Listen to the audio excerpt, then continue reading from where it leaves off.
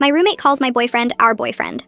My roommate Cass has been calling my boyfriend Will our boyfriend for 2 months now. At first, I thought it was a joke. Now I'm genuinely scared. Will and I have been dating 6 months. He goes to university 2 hours away but visits every 3 weeks, staying 4 or 5 days. My roommates were fine with it initially. He helps with chores, cooks for everyone, fixes things around the apartment. He's perfect. Then Cass got dumped in September. That's when everything changed. It started small. When Will cooked dinner for me, making extra for roommates out of politeness, Cass would linger in the kitchen. He's so sweet. My ex could never. You're so lucky. She'd stare at him expectantly, like she wanted him to offer something more. When he'd fix something, installing hooks, moving furniture, she'd watch and comment on his muscles. So strong. I need a man like that. Will would get uncomfortable and escape to my room. Then came the our boyfriend comments, first as jokes. Will would bring me coffee and Cass would say, our boyfriend is so thoughtful. Will would help with groceries. Look at our boyfriend being helpful. It's not funny, I told her once. Relax, it's just a joke. We're basically sisters, so we share everything, right? No, we're roommates. We share a refrigerator, not boyfriends. The behavior escalated. She started following us. We use a location sharing app for safety, and whenever Will and I went out, Cass would text immediately. Where are you guys? Can I join? If we didn't respond, she'd just show up. Movies, restaurants, even once on a romantic walk in the park, there was Cass, acting like she'd randomly bumped into us. We started locking my bedroom door because she'd walk in without knocking. Just wanted to say hi to our boyfriend. She'd chirp if we forgot. After midterms, the roommates had a small party. I got drunk and called Will. Cass ripped my phone away. She's much stronger than me, and started talking to him about her sex life. Make sure you hit it deep, she told him, laughing when he went silent. What? Can't handle girl talk about our boyfriend? Will started visiting less. When he did come, he'd barely leave my room. Cass would wait outside my door. I'd hear her breathing sometimes. Last week was the breaking point. Will surprised me for our 6-month anniversary, arriving while I was in class. My roommate Jess texted me. Your boyfriend's here, but something weird is happening. I rushed home to find Cass in my bedroom, wearing my lingerie, sitting on my bed with Will backed against the wall looking terrified. What the hell? Cass stood up slowly, my red lace set looking wrong on her body. I was just showing our boyfriend what he's missing when you're not around.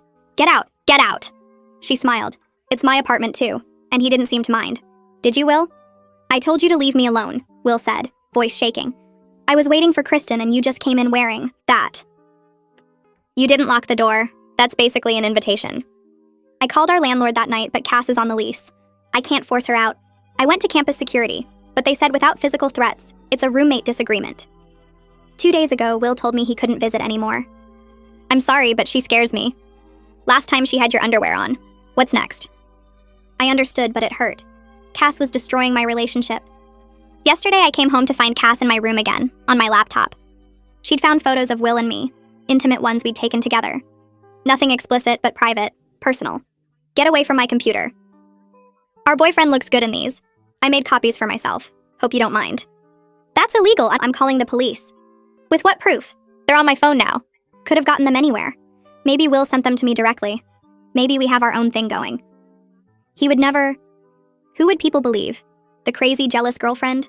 Or the roommate who just happened to receive some photos? That's when I noticed something else on my laptop screen. My email, open to a draft I didn't write, addressed to Will, breaking up with him, saying horrible things. Cass had written it pretending to be me. Don't worry, I didn't send it. Yet. But I could. I know your password. You really should change it from your birthday. I changed all my passwords that night, put a lock on my bedroom door that only I had the key to. But when I woke up this morning, there was a note under my door. Locks won't stop me from our boyfriend. Check your phone. There was a text sent from my number to Will at 3 a.m. We need to talk. Coming to your place tomorrow. We have something to tell you. K&C, I never sent that text. I was asleep. My phone was next to me all night. Will texted back. Who is C? Why is she coming? Kristen, what's going on? I tried calling him, but he won't answer. Cass is gone, her car missing from the parking lot. It's a 2-hour drive to Will's university. She left 3 hours ago. She's there right now, and I don't know what she's telling him. I'm shaking so badly I can barely hold my phone as I try calling Will again. It goes straight to voicemail for the 4th time. Cass has been at his campus for at least 30 minutes now. I have no idea what she's telling him or what she might do.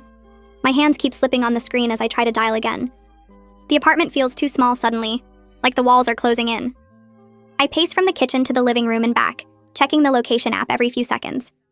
Cass's dot sits right on top of Will's dorm building, not moving, just sitting there. My chest feels tight and I can't get enough air. What is she saying to him right now? Is she showing him those photos she copied? Is she telling him I sent her there? The fake text said we had something to tell him. Like we're a team. Like we're together in this. I try calling one more time and it goes straight to voicemail again. He's either ignoring my calls or his phone died or Cass did something to it. None of those options make me feel better. Jess comes out of her room, still in her pajamas even though it's almost noon. She finds me pacing in the living room and her eyes go wide when she sees my face. I must look crazy. I feel crazy. I explain what's happening. The words tumbling out so fast I'm not sure they make sense. The fake text. Cass leaving 3 hours ago. Will not answering. Jess's face goes pale as she listens. She sits down on the couch like her legs won't hold her anymore. She admits Cass has been acting even stranger lately, talking about Will constantly and going through my things when I'm at class. My stomach drops. Jess has known this whole time and didn't tell me. She says she's seen Cass standing outside my locked bedroom door just listening. She's heard Cass talking to herself about Will when she thinks no one is home. Last week, Jess caught Cass going through my closet, holding up my clothes and looking at herself in the mirror. Jess thought about saying something but didn't want to cause drama. Drama. Like this isn't already the worst drama possible. I make the decision immediately. I'm driving to Will's university right now, even though it's 2 hours away and I have an exam tomorrow. I don't care about the exam. I need to get to Will before Cass does something worse. Jess offers to come with me for support and I'm so grateful I could cry. I'm too panicked to make this drive alone. My hands are still shaking and I'm not sure I could focus on the road. Jess says she'll drive and I can keep trying to reach Will. She disappears into her room to get dressed and I grab my keys and phone and wallet. I don't pack anything else. I don't think about what we'll do when we get there. I just know I need to go now. We're on the road within 15 minutes. Jess drives while I keep trying to reach Will and checking Cass's location on the app. Cass's phone shows she's stationary at Will's dorm building, which makes my stomach twist with worry about what's happening there. Is she in his room? Is she talking to his roommate? Is she waiting in the lobby? The dot doesn't move, just sits there like a target. I try calling Will again. Voicemail. I try texting. No response. I open the location app again and zoom in on Will's dorm. The dot is right there. Cass is right there. I zoom out and check our location. We're barely 10 miles from our apartment. This drive is going to take forever. Jess merges onto the highway and I watch the mile markers start to count down. 120 miles to go. 2 hours feels like an eternity. Jess starts talking and I realize she's been keeping notes about Cass's behavior because it scared her. She pulls out her phone at a red light and shows me. Dates and times and descriptions. The times Cass stood outside my locked door. The weird comments about sharing everything. The way Cass watched my location obsessively. Jess has pages of notes going back weeks. She says she should have told me sooner but didn't want to cause drama. That word again. Drama. I tell her it's okay, that I missed the signs too, that we both thought Cass was just weird and lonely after her breakup. But looking at Jess's notes, seeing it all written down like evidence, makes it real in a way it wasn't before. This isn't just roommate weirdness. This is something worse, something dangerous. An hour into the drive, I finally get a text from Will. My phone buzzes and I grab it so fast I almost drop it. The message makes everything inside me freeze. Your roommate is here and she's telling my RA that you sent her to check on me because you're worried about my mental health. This is insane. Where are you? I read it 3 times. Cass is telling people I sent her. She's using that fake text as proof. She's making herself look like the concerned friend and making me look like the worried girlfriend. Or worse, like the controlling girlfriend who sends people to check up on her boyfriend. My hands shake as I type back. I text immediately explaining that Cass sent that message from my phone without permission, and I'm on my way there now. I tell him about waking up to find the text already sent, about Cass leaving 3 hours ago, about how I've been trying to call him. I send the text and watch the screen. 3 dots appear. Will is typing. Then they disappear. Then they appear again. Finally, his response comes through. Cass is acting very calm and reasonable, which is somehow more scary than if she were obviously unstable. That makes my blood run cold. Of course Cass is acting calm. She's good at that. She was calm when she wore my underwear. She was calm when she copied my photos. She's always calm when she does the most messed up things. That's what makes her so frightening. Jess suggests we stop at a gas station to document everything on my phone. Screenshots of Cass's location history, the fake text she sent, the timeline of behavior that's been getting worse. She says we need evidence in case this becomes a legal issue. Legal issue. I hadn't even thought about that. But Jess is right. We pull off at the next exit and park at a gas station. I start taking screenshots while Jess goes inside to get us coffee. I screenshot Cass's location from this morning showing her at Will's campus. I screenshot the fake text with the timestamp showing 3 in the morning. I screenshot old texts where Cass called Will our boyfriend. I screenshot everything I can think of. My photo gallery fills up with evidence.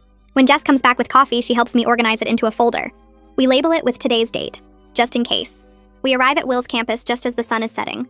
The sky is orange and pink and pretty, but I barely notice.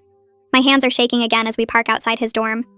Will texts that Cass is in the common area talking to his roommate Theodore, acting like she's my official representative here to discuss our relationship. Official representative. Like I gave her permission. Like I sent her here. I feel sick. Jess puts her hand on my arm and asks if I'm ready. I'm not ready. But we get out of the car anyway. I walk into the dorm with Jess right behind me. The common area is to the left through glass doors. I spot Cass immediately sitting on a couch with a guy who must be Theodore. They're laughing like they're old friends. Cass has her hair down and she's wearing makeup and a nice sweater. She looks normal. She looks friendly. Theodore is smiling at something she said. When Cass sees me walk in, her whole face changes. The friendly smile disappears. Her expression shifts to something cold and mean that I've never seen before. She stands up slowly, still looking at me. Theodore notices the change and looks confused.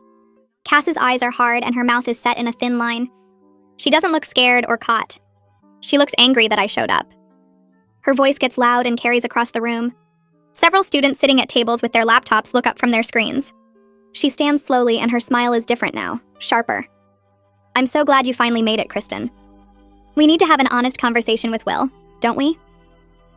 The way she says we makes it sound like we're a team, like we planned this together. More heads turn. A girl near the window whispers to her friend. My face gets hot and I can feel everyone watching us now. There is no we. You need to leave right now. Nobody invited you here. My voice shakes, but I keep it steady enough. Cass tilts her head like I said something funny. Will seemed really happy to see me when I got here. We had a great talk about all the problems you've been having. He understands now. She looks at Will when she says it. Will's face goes red and he steps back from her. He looks uncomfortable, almost sick. Theodore glances between them, looking confused. Will moves forward and stands next to me. I asked you to leave about 6 times, Cass. You kept saying you were worried about Kristen and needed to make sure she was okay. You wouldn't go. His voice is firm, but I can hear the strain in it. Theodore nods and crosses his arms. She showed up maybe an hour ago. I thought she was your friend at first because she acted normal, but every time we asked her to leave, she changed the subject or said she needed 5 more minutes. Theodore's friendly smile from earlier is completely gone now.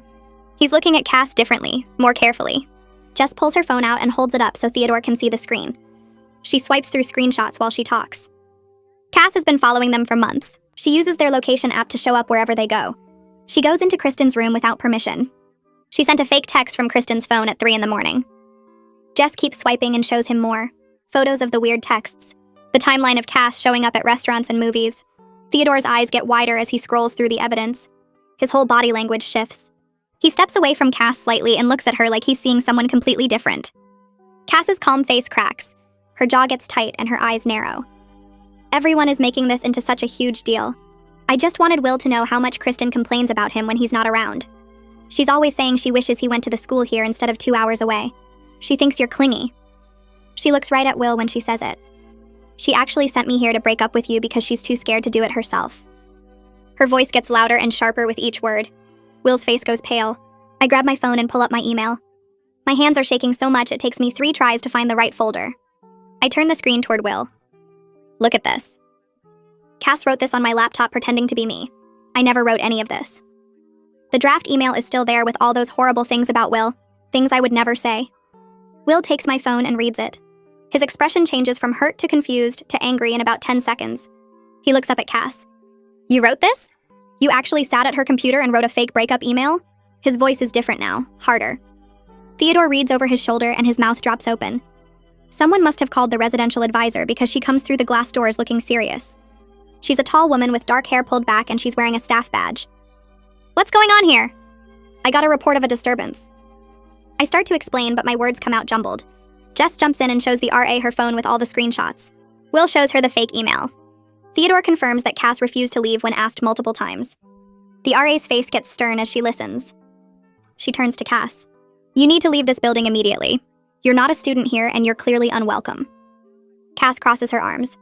I have every right to visit a friend's campus. This is a public university. Her voice gets louder. You can't make me leave for having a conversation. The RA pulls out her radio. Campus security shows up fast, 2 officers in uniform. The RA explains the situation while showing them Jess's phone. One officer asks Cass to come with them outside. Cass's face turns red and she starts yelling. This is insane! Kristen is turning everyone against me because she can't handle that Will likes me better. People in the common area are definitely staring now, some filming on their phones.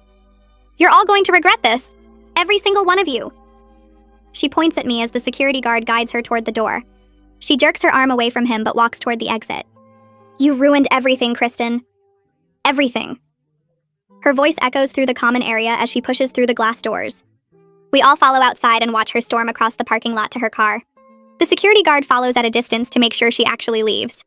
She gets in her car and slams the door so hard I can hear it from where we're standing. Her tires squeal when she pulls out.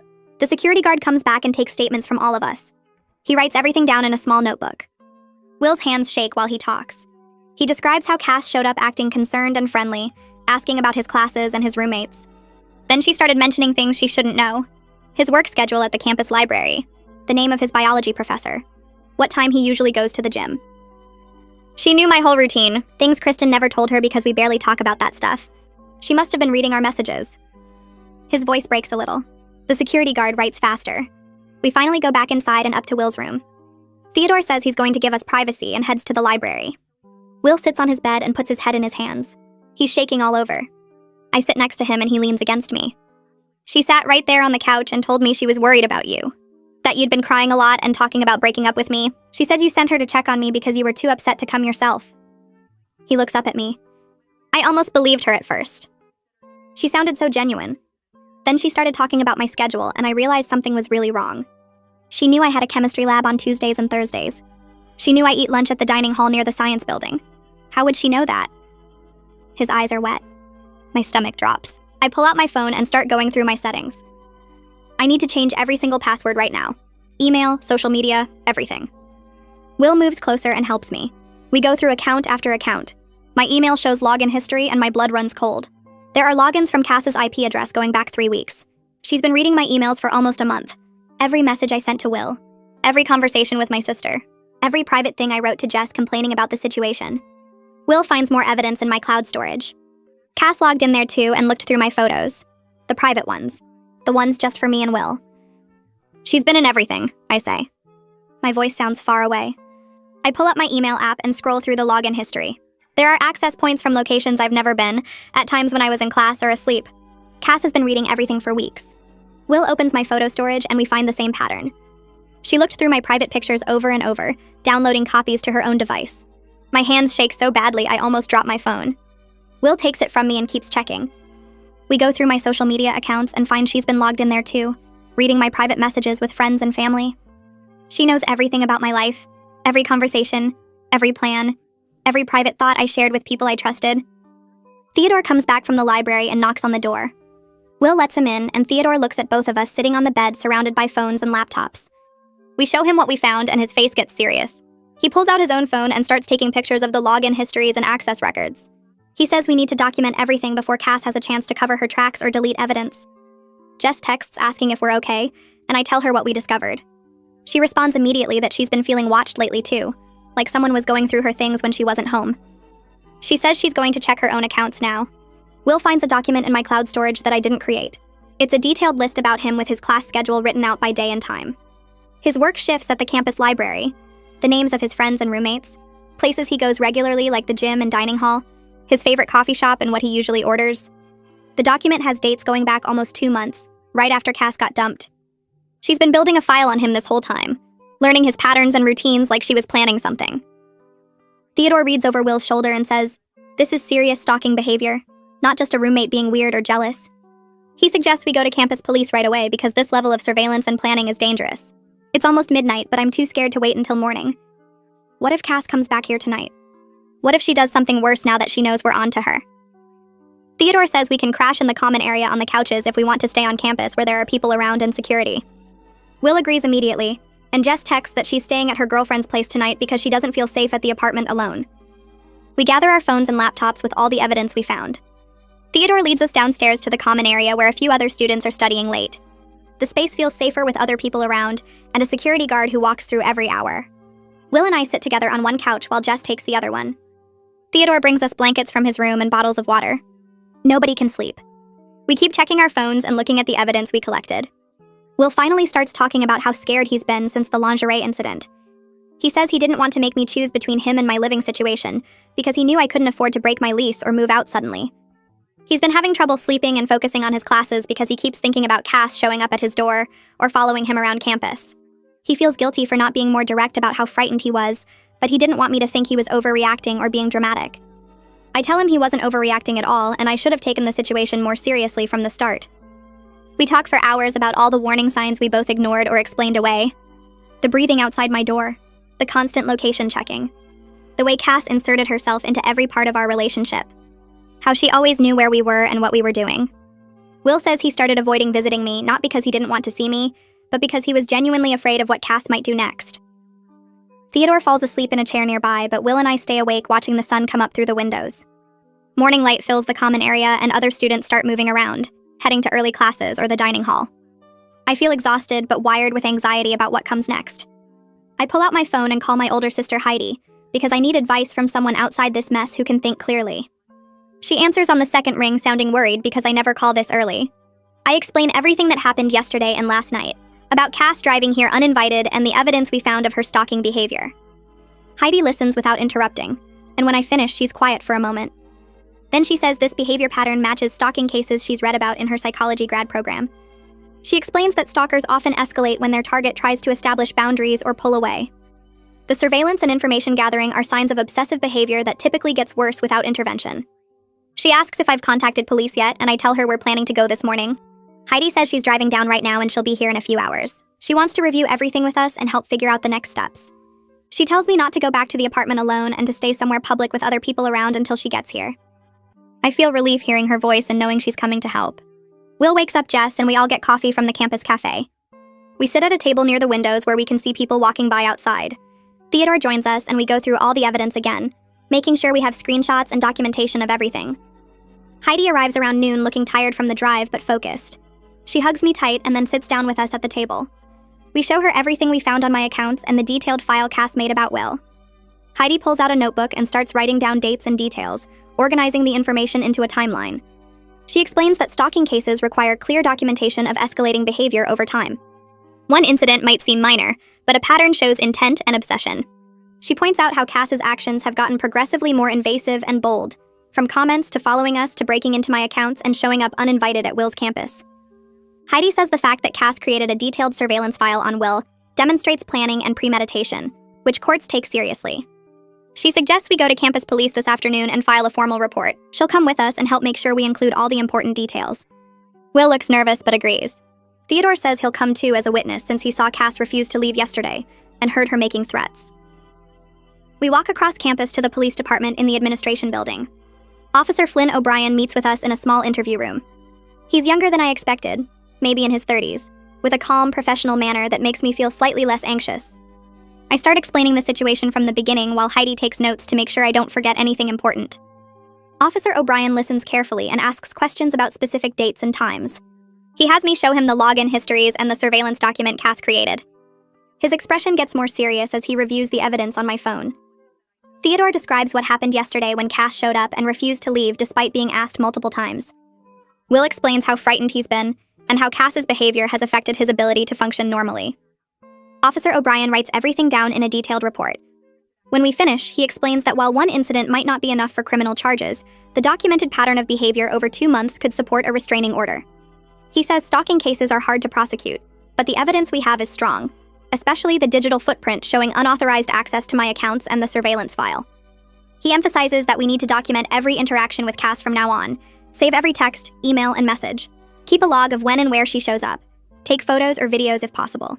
The more evidence we have of continued harassment, the stronger the case becomes. He warns us that restraining orders don't always stop stalkers, and sometimes the attempt to establish legal boundaries makes them escalate further. Officer O'Brien makes copies of all our evidence and says he'll contact the police department at my campus to coordinate since Cass and I live in the same jurisdiction. He gives me his direct number and tells me to call immediately if Cass tries to contact me or shows up anywhere. He also suggests I talk to campus housing about my living situation, because continuing to share an apartment with someone exhibiting this behavior isn't safe. We leave the police station, and I feel both relieved that we reported everything and terrified about what happens next. Heidi puts her arm around my shoulders and says I did the right thing, that getting authorities involved was necessary even though it's scary. Will looks exhausted and worried.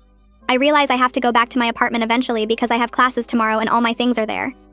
I can't just abandon my life because of Cass. Jess texts that she checked her apartment and Cass hasn't been back yet, but some of her stuff is moved around. Heidi insists she's coming back to the apartment with me and staying for a few days to make sure I'm safe. Will wants to come too, but he has classes he can't miss. We agree he'll stay at his campus for now and will video call every night. The drive back feels long even though it's only 2 hours. Jess meets us at the apartment parking lot and we all go in together. The apartment feels different now, like a place that used to be home but isn't anymore. Cass's bedroom door is closed, but I can see light under it, which means she came back at some point. Jess points out that things in the living room are slightly rearranged. A picture frame is moved. The TV remote is in a different spot. Small changes that show someone was here going through our space. We go to my room and I see immediately that someone's been inside even though I locked it. The lock on my door is one of those basic push-button kinds that you can pick with a paperclip. My dresser drawers are open slightly. Papers on my desk are shuffled. My closet door isn't closed all the way. I start checking what's missing and my stomach drops. The sweater Will gave me for my birthday is gone. Photos of us together that I kept in a box are missing.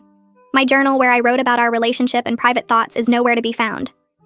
Cass took pieces of my life with Will, like she's collecting evidence of our relationship or trying to insert herself into it by possessing things that belong to us. Jess finds that some of her things are missing too. A scarf and a book she lent me. Small items that Cass could claim were borrowed or shared. The violation feels worse than before because now Cass isn't just watching or following. She's taking physical pieces of my life and privacy. Heidi immediately says we're changing the lock on my bedroom door right now. We drive to a hardware store and buy a proper lock that requires a key, not just a button you can pick. Heidi installs it herself while I watch, and she gives me the only 2 keys. One for me and one for Jess in case of emergency. We also set up my phone to automatically back up all photos and messages to a cloud account that Cass doesn't know exists. Heidi creates the account using her own email, so there's no way Cass can find it or access it even if she gets into my devices again. We change every password I have to long random strings that Heidi writes down and keeps in her own phone. She sets up 2-factor authentication on everything, so even if Cass somehow gets my passwords, she can't log in without the codes that come to my phone. I sleep with my phone on the nightstand and my door locked with the new key only I have. Heidi is in the living room on the couch and Jess is in her room. Around midnight, I hear footsteps in the hallway outside my door. Heavy footsteps that stop right at my door. Then the pounding starts. Cass slams her fists against my door so hard the frame shakes. She yells that I'm being ridiculous and dramatic. She says she just wanted to borrow some things and I need to stop acting like a victim. The pounding gets louder and I can hear her trying the doorknob over and over. She screams that this is her apartment too and I can't lock her out. I grab my phone and text Heidi that Cass is outside my door. Within seconds, I hear Heidi's voice in the hallway telling Cass to stop and go to her room. Cass yells back that Heidi has no right to be here and needs to mind her own business. The pounding continues and now Cass is kicking the door. I hear Heidi on the phone with someone and she says the address clearly. She's calling the police. Cass must hear this too because she screams that I'm going to regret this and that I'm turning everyone against her over nothing. The kicking stops, but I can hear her breathing on the other side of the door. Heavy, angry breaths. Jess comes out of her room and I hear her telling Cass to calm down. Cass tells Jess to shut up and that she's a traitor too. The next 15 minutes feel like hours. I stay in my room with my door locked and listen to Cass pacing in the hallway. She mutters things I can't quite hear. Finally, I hear new voices. Deep official voices asking questions. Heidi lets the police officers inside and I hear everything change. Cass's voice becomes soft and shaky. She sounds like she's crying. She tells the officers she's just worried about me and wanted to make sure I'm okay. She says I've been acting strange lately and she's concerned. One officer asks me to come out and I unlock my door with shaking hands. There are 2 officers in uniform standing in our living room. Cass is sitting on the couch with tears on her face, looking small and scared. She looks at me with wet eyes and says she's sorry for scaring me. The officers ask to speak with each of us separately. One takes Cass into her room while the other talks to me and Heidi in my room. I show him everything on my phone. The police report from Will's campus. The screenshots of Cass's location following us. The fake text she sent from my phone. The photos of my ransacked room. Jess comes in and shows her phone too with all the notes she took. Dates and times of Cass's behavior. The officer writes everything down in a small notebook. He looks at the police report from Will's campus and nods slowly. He says he recognizes this pattern. He's seen it before in stalking cases. He says the behavior is escalating and I should seriously think about getting a restraining order. He explains what that means and how to file for one. The The other officer comes back from talking to Cass and they step into the hallway to discuss. I can hear them talking in low voices. They come back and tell Cass she needs to leave me alone. They give her an official warning. Cass nods and says she understands. She apologizes again. The officers leave and the apartment becomes so quiet I can hear the refrigerator humming. Heidi makes tea and we sit in my room with the door locked. I can hear Cass in her room on the phone. Her voice carries through the thin walls. She's talking to someone and getting louder. She says I'm trying to steal her boyfriend. She says I'm turning everyone against her. She says I'm making up lies to get her in trouble.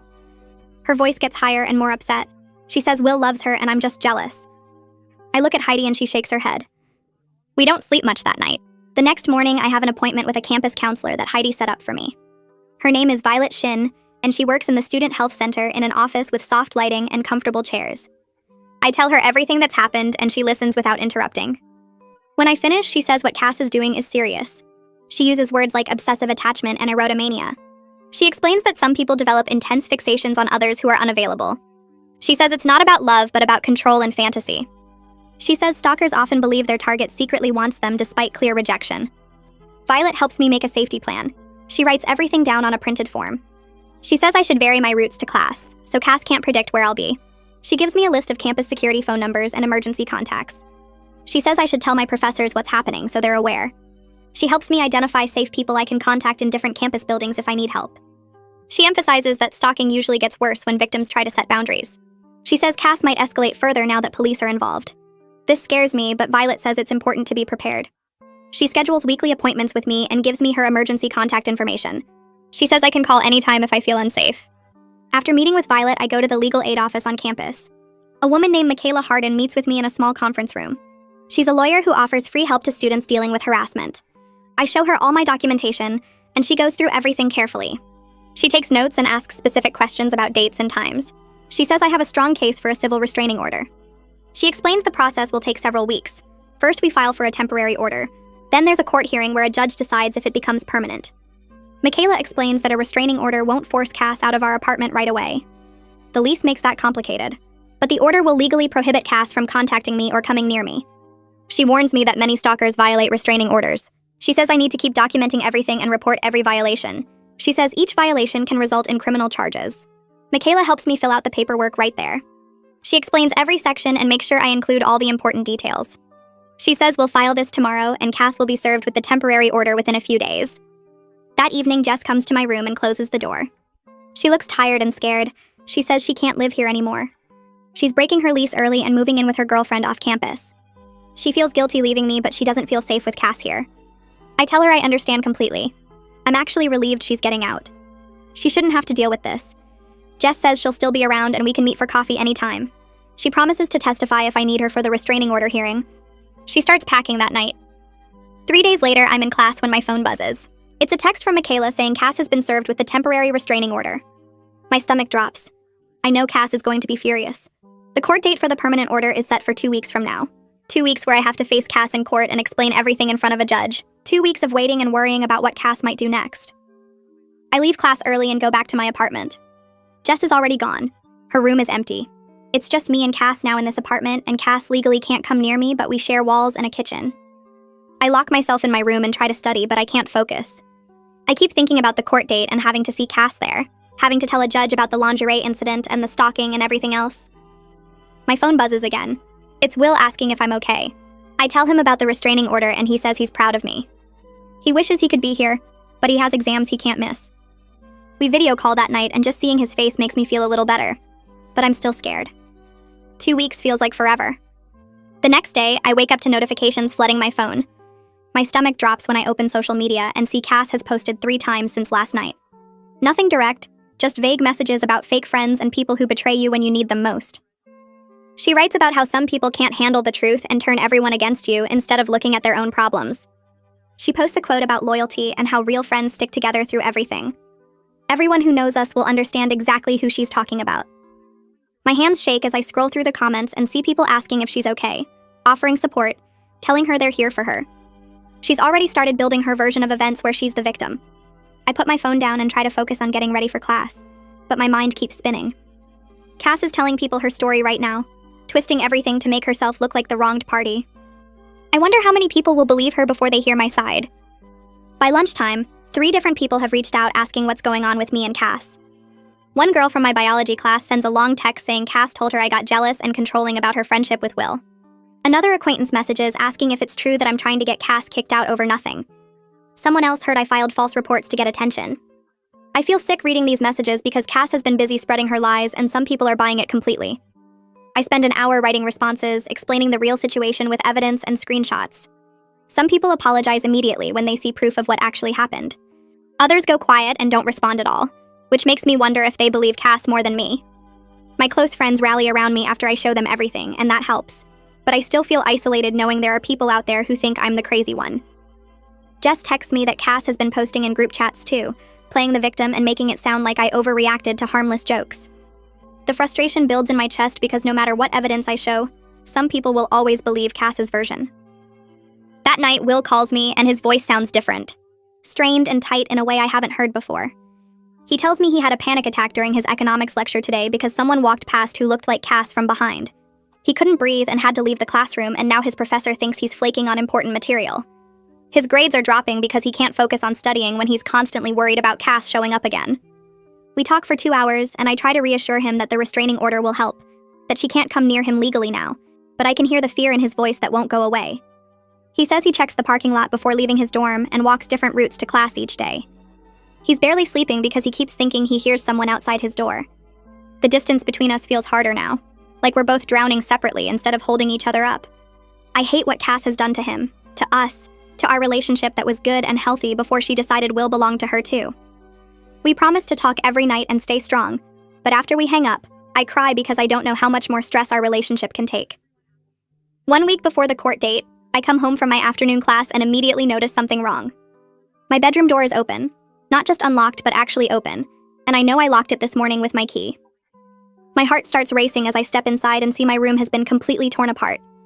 Dresser drawers pulled out with clothes scattered everywhere, my desk ransacked with papers all over the floor, my closet emptied with hangers on the ground. I rush to my desk and realize my laptop charger is gone, then check my jewelry box and find my grandmother's necklace missing along with 2 rings Will gave me. Photos are missing from my wall, ones of me and Will that I had pinned up. On my bed sits a note written in Cass's handwriting that makes my blood run cold. You can't keep what's meant to be shared. My hands shake as I take photos of everything with my phone, documenting the destruction and the note before I touch anything else. This is worse than before because Cass broke through my lock somehow, violated my space completely, and took things that matter to me personally. The message is clear and threatening, and I know this crosses a major line legally. I call the police immediately and ask specifically for Officer O'Brien since he knows our case. He arrives within 20 minutes and I show him everything, my voice shaking as I explain what's missing and what the note says. He walks through my room slowly, taking photos from multiple angles and writing detailed notes about each item that was taken or damaged. He examines my door lock and points out scratches around the keyhole where Cass must have picked it or forced it somehow. He bags the note as evidence and labels it carefully, explaining that this is a clear and serious violation of the temporary restraining order. He asks if I have receipts or photos of the stolen jewelry, and I show him pictures on my phone where I'm wearing my grandmother's necklace. He documents the laptop charger model and serial number from my purchase records. The whole process takes over an hour, and Officer O'Brien stays patient and thorough, making sure every detail is recorded properly. He tells me this violation, combined with the burglary charges, significantly strengthens my case for the permanent restraining order. He says Cass will face criminal charges for this, not just a civil order violation but actual crimes.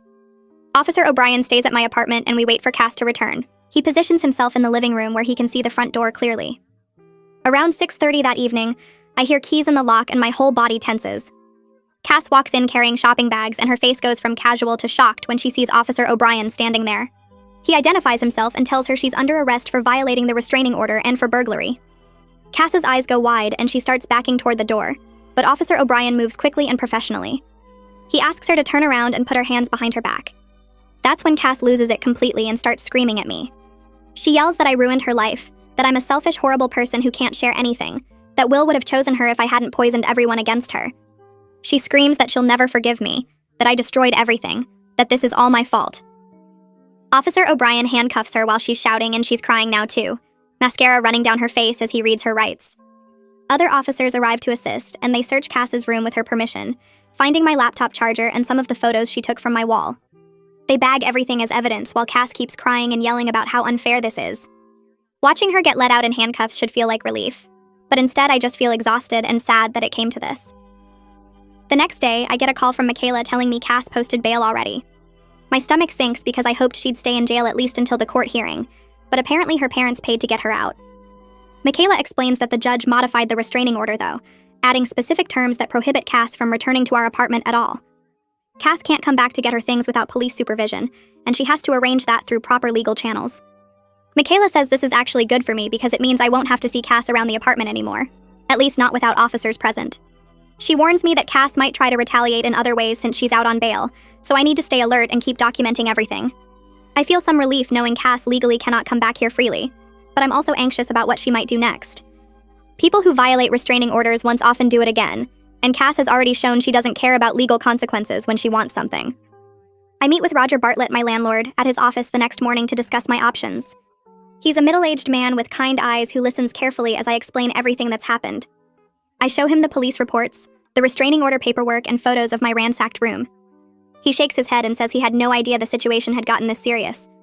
I ask if there's any way to break my lease early, or have Cass removed permanently from the apartment. Roger reviews the lease carefully, and explains that normally breaking a lease costs 2 months' rent as penalty, but given the criminal charges and restraining order, he's willing to make an exception. He says he can let me out of the lease early without any penalty, because this situation involves my safety and documented criminal behavior. He'll work on getting Cass's name removed from the lease entirely since she's legally prohibited from being there anyway. I feel tears of relief because this means I can actually leave and find somewhere safe.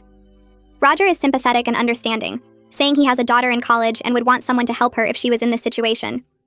He gives me 30 days to find a new place and move out, and he'll handle all the paperwork to make it official. That afternoon, I call my sister Heidi and tell her about Roger's offer to let me break the lease. She immediately says she'll help me apartment hunt this weekend. By Saturday, we're driving around looking at different places near campus.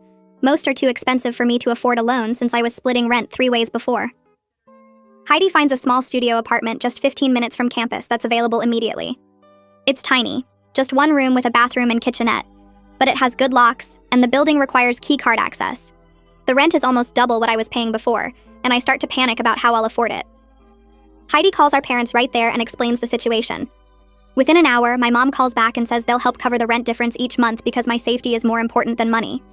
She sounds scared and angry about everything that happened, but mostly she just wants me somewhere secure. I cry on the phone thanking her because I didn't want to ask for money, but I also desperately need to get away from that apartment.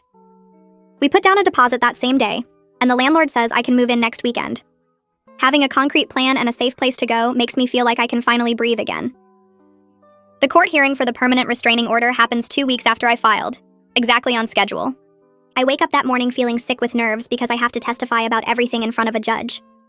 Michaela meets me at the courthouse and walks me through what to expect. We sit in the hallway outside the courtroom waiting for our case to be called, and my hands won't stop shaking. When they finally call us in, I see Cass sitting at a table with her lawyer, a sharp-looking woman in an expensive suit. Cass won't look at me directly, but I can see her jaw clenched tight. The judge is an older woman who looks stern but fair. Michaela presents our evidence first, walking through the timeline of Cass's behavior with photos, text messages, police reports, and witness statements. I have to take the stand and testify about the lingerie incident, about coming home to find my room ransacked, about the fake text Cass sent from my phone. My voice shakes, but I get through it, answering the judge's questions as clearly as I can. Cass's lawyer tries to make it sound like misunderstandings, like Cass was just a concerned friend who got caught up in drama. She suggests I overreacted to normal roommate conflicts, and that Cass's mental health struggles make her a victim too. But the evidence is too strong, the police report's too detailed, the pattern too clear. Officer O'Brien testifies about the break-in and arrest, and his professional account carries weight. The judge reviews everything carefully, asking pointed questions that Cass's lawyer struggles to answer convincingly. The judge leans back in her chair and reviews the final documents one more time before speaking. She looks directly at Cass and then at me, her expression serious and measured. She announces that based on the evidence presented, including multiple police reports, witness testimony, and documented violations of boundaries, she's granting a permanent restraining order valid for 3 years. Cass must stay at least 500 feet away from me at all times. She must stay away from Will. She must stay away from both our campuses and any place she knows we frequent regularly. The judge adds that any violation will result in immediate arrest and criminal charges. I feel my whole body relax for the first time in weeks, like I've been holding my breath underwater and finally broke the surface. But when I glance over at Cass, she's staring at me with an expression I've never seen before. Pure hatred. Her eyes are cold and focused, and even though the judge is still talking, Cass doesn't look away from me. It's like she's trying to memorize my face or send me some kind of message. I feel relieved that the order is in place, but I also feel scared because that look tells me this isn't over in her mind. Michaela touches my arm gently and whispers that we should leave through the side exit to avoid any confrontation in the hallway. We gather our papers and walk out while Cass is still sitting with her lawyer. I hear her say something sharp but can't make out the words. The following weekend, Heidi drives up early Saturday morning with her truck packed with boxes and cleaning supplies. Jess meets us at my new studio apartment with her girlfriend, and Will makes the 2-hour drive down to help me move. It takes most of the day to get my stuff out of the old apartment. Cass isn't there, which I'm grateful for, but I can tell she's been in my room again because things are moved around. A few items are missing, small things like a hair clip and a photo from my desk. I don't even care anymore. I just want to get out. We load everything into the truck and Heidi's car, making 2 trips to bring it all to the studio. The new place is tiny compared to what I'm used to. The kitchen is basically a counter with a mini fridge and a 2-burner stove.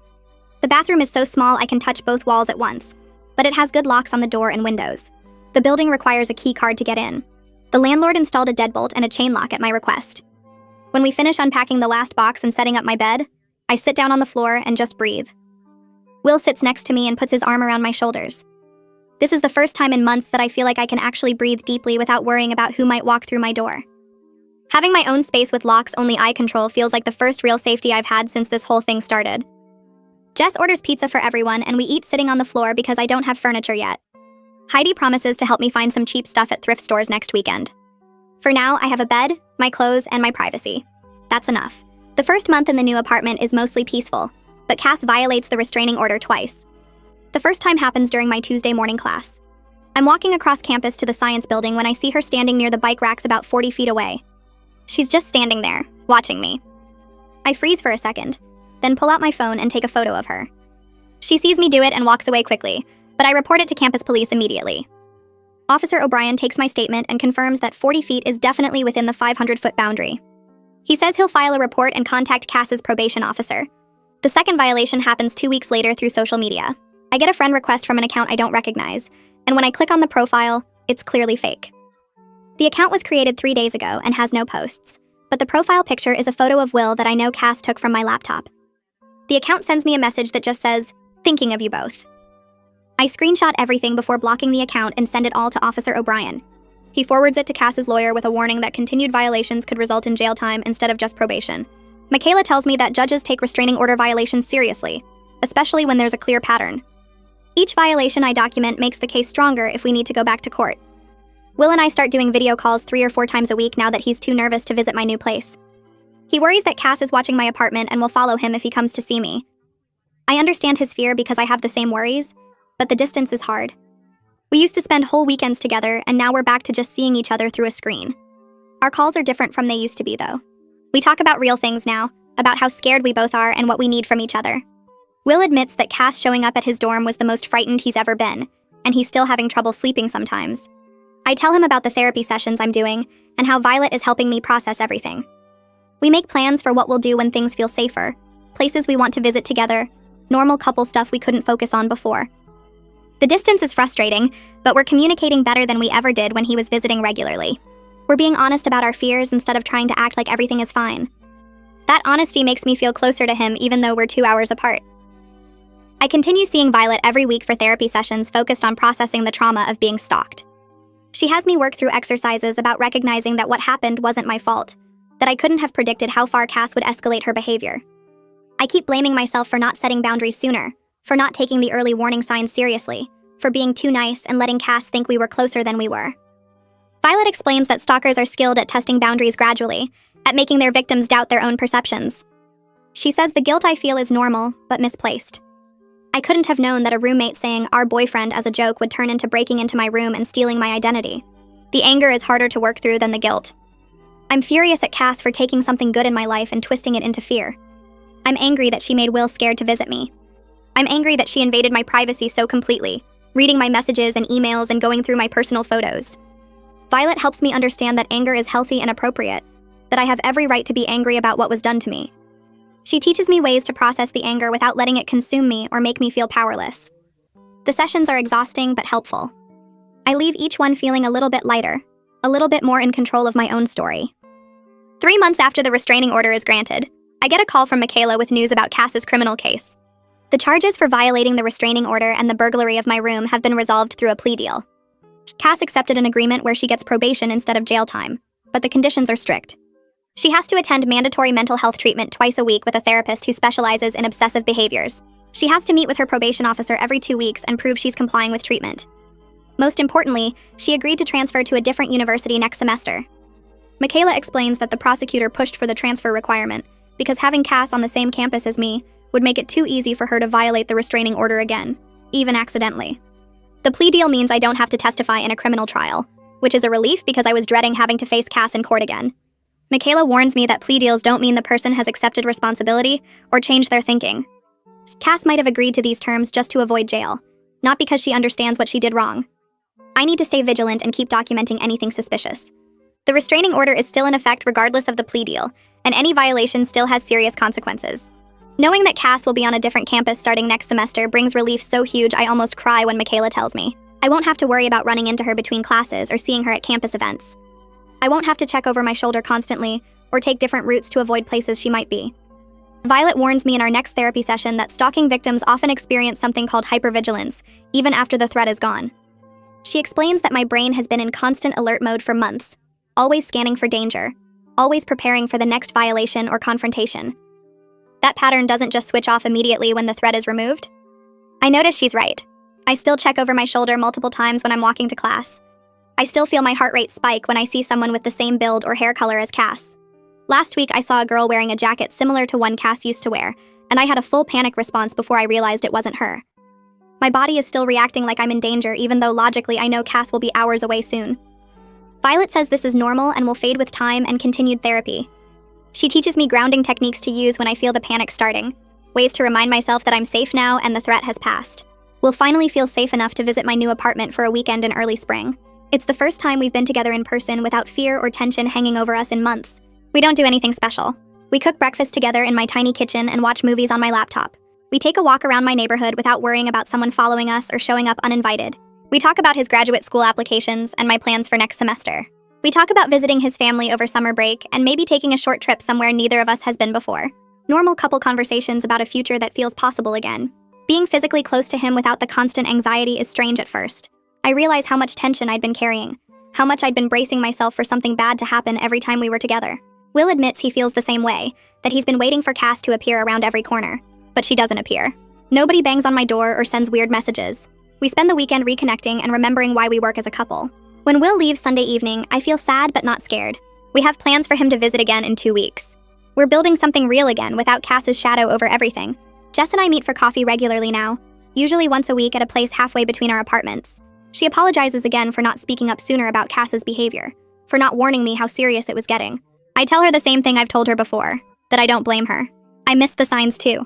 I lived with Cass and saw her every day, and I still didn't recognize how dangerous her obsession was becoming until it was already out of control.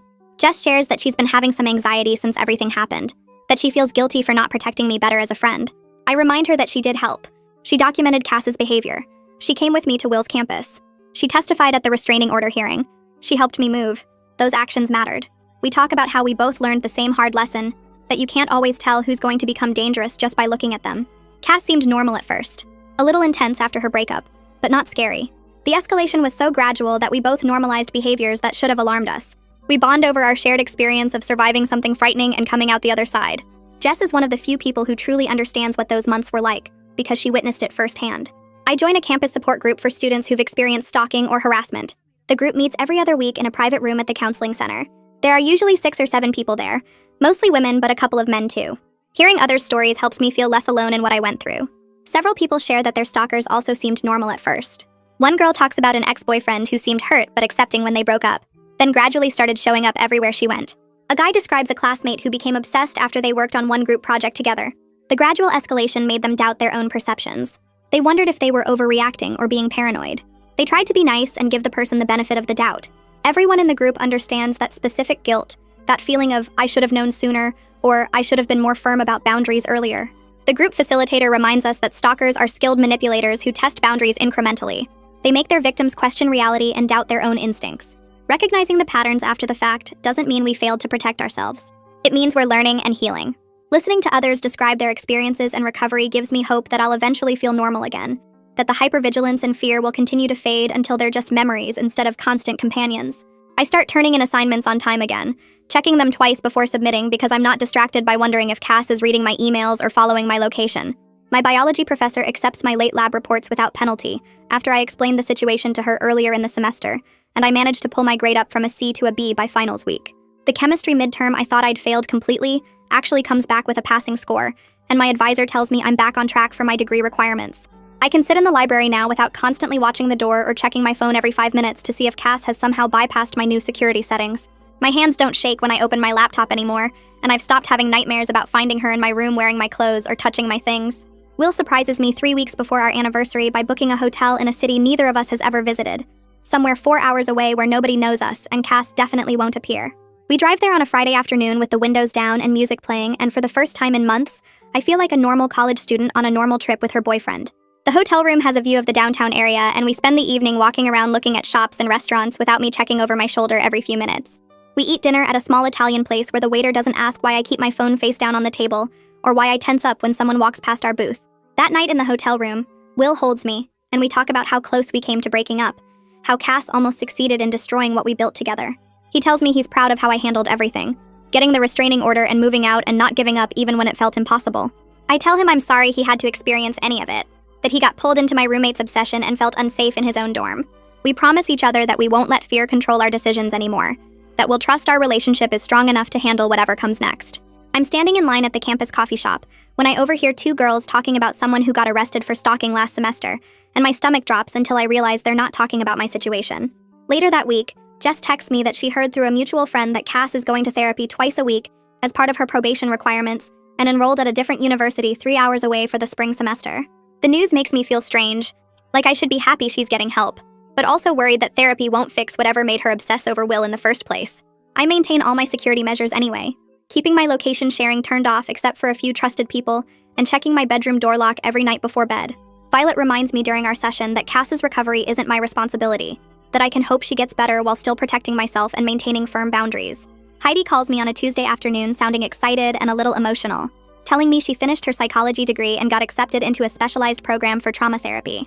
She says helping me through the stalking situation made her realize she wants to work with people who've experienced similar violations of safety and trust, that watching me navigate the legal system and recovery process showed her how much people need advocates who understand. I feel proud that something positive came from everything that happened, even though I wouldn't wish that experience on anyone. Heidi tells me I was braver than I thought I was, that most people don't recognize stalking behavior until it's already dangerous, and I managed to take action before Cass could escalate further. We talk about how she'll start her graduate program in the fall, and maybe I can help her with research projects about stalking prevention and victim support. 6 months after Cass moved to her new university, I walk across campus to my morning class without checking behind me every few steps or scanning crowds for her face. The constant tension in my shoulders has faded, and I don't jump anymore when someone approaches me from behind in the library or dining hall.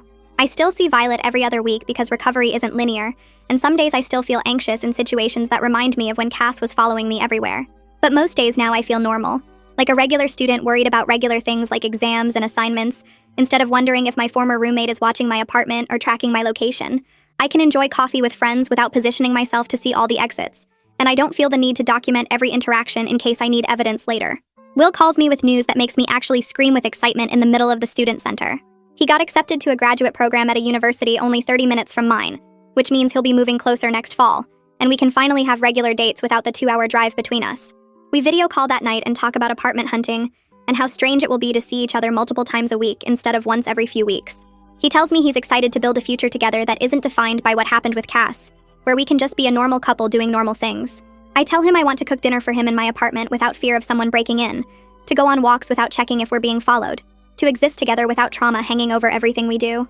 I'm able to look back now and see how much I've changed since that first day I dismissed Cass calling Will, our boyfriend, as a harmless joke. I learned that being kind and accommodating doesn't mean accepting behavior that makes me uncomfortable, that setting boundaries isn't mean or dramatic but necessary for my own safety. I learned to advocate for myself even when institutions like campus security initially dismissed my concerns, to document everything and build a case until people took me seriously. I learned that protecting myself isn't selfish, that I don't owe anyone access to my space or my relationship just because we share an apartment or because they're going through a hard time. I learned to trust my instincts when something feels wrong instead of talking myself out of my own discomfort because I don't want to cause conflict. My studio apartment has become exactly what I needed, a space where I control who enters and when, where every item belongs to me and hasn't been touched or borrowed or stolen by someone else. I decorated it with posters and plants and photos of people I trust, and I installed a chain lock that makes me feel secure when I'm home alone at night. Will visits on weekends now, and we cook together in my tiny kitchen, and I don't have to worry about someone walking in without knocking or listening outside my door. Jess comes over for movie nights, and we laugh about normal things instead of whispering about concerning behavior or planning safety strategies. My relationship with Will is stronger than it was before everything happened with Cass, because we learned to communicate about fear and boundaries and trust, because we chose each other even when it would have been easier to walk away. I've built a support system of people who respect my space and my choices, who understand that safety isn't paranoia and boundaries aren't punishment. I'm genuinely happy now in a way I wasn't sure I'd feel again 6 months ago, and I'm proud of myself for getting here.